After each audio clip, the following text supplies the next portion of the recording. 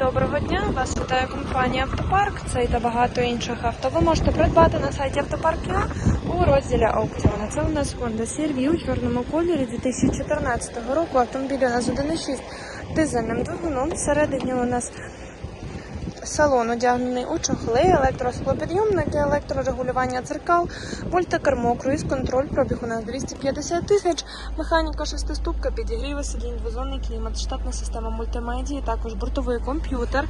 Автівка у нас оснащена камерою заднього виду, сидіння коригується у нас механічно, позаду також електросклопідйомники.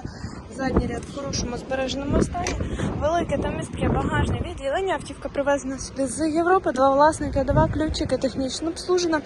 ТО проведено 500 кілометрів тому. Мастило в коробці також замінено, ніяких капіталовкладень не потребує. Тому якщо вас цікавить це авто, звертайтесь в місто Львів, вулиця Кільцева, 60. Також нагадую про те, що цей та багато інших авто ви можете придбати на сайті «Автопарк.ua» у розділі аукціони.